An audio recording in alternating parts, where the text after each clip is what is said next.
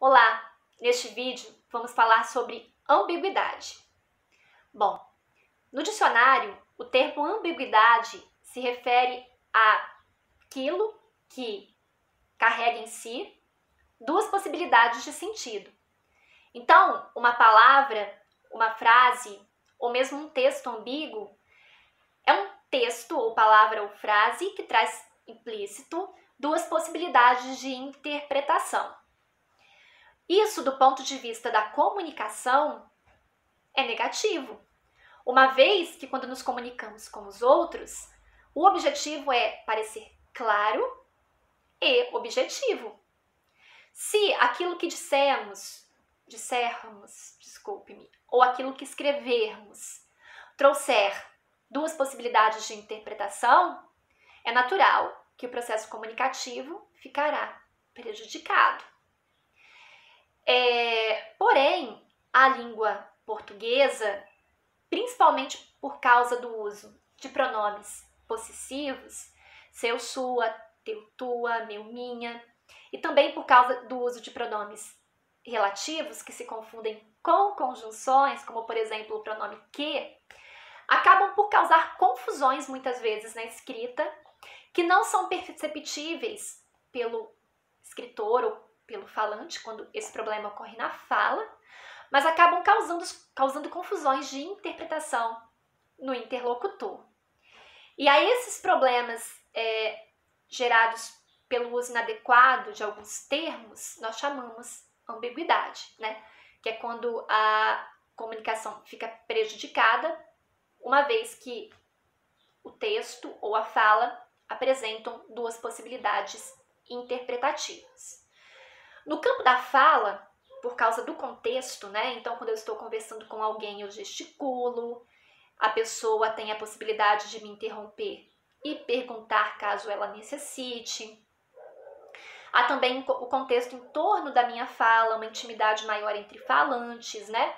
A ambiguidade muitas vezes não se faz notar, porque quando eu converso com um outro sujeito, né, a interpretação daquilo que digo não é só aquilo que está ali nas palavras, mas o todo, em torno, como já falei com vocês aqui em outros vídeos.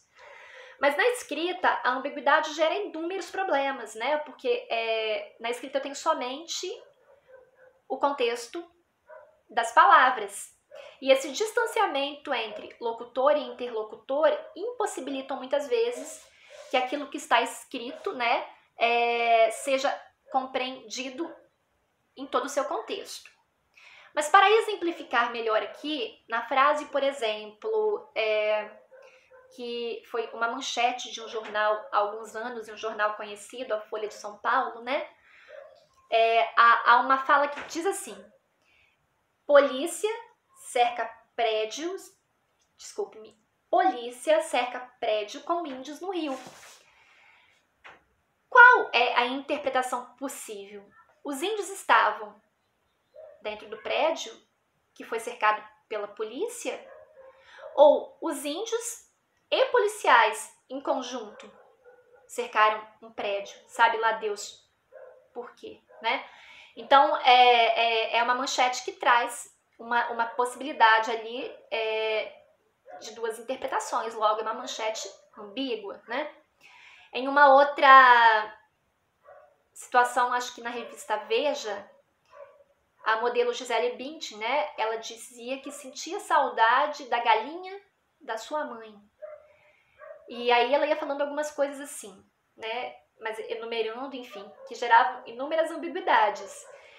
Sentia saudade da galinha da sua mãe?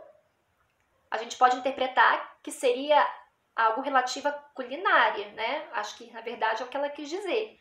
Mas, ao mesmo tempo, no Brasil, a palavra galinha tem outra conotação, né? E aí, pegou um pouco mal. Galinha da sua mãe, tipo assim, a sua mãe preparou a galinha ou a sua mãe é uma galinha, né? No sentido ali pejorativo. Uma outra frase também que eu vi em jornal há algum tempo. O policial prendeu o bandido em sua casa. E nesse caso, a ambiguidade é causada pelo uso do pronome possessivo, sua, né? A casa era de quem? Era do bandido? A casa era do policial? também não conseguimos compreender. Logo, tem um período ambíguo, né? Uma vez que ele não esclarece de quem era a casa em que o bandido foi preso. Uma outra frase também: o rapaz viu o incêndio do prédio. Onde que ele estava? Né? Ele estava sobre o prédio e viu o incêndio em outro espaço? Ou esse rapaz estava na rua e da rua viu o prédio se incendiar? E vocês podem pensar que são erros assim raros, cometidos poucas vezes, mas infelizmente não. É muito natural que quando escrevemos, utilizemos ambiguidade, né?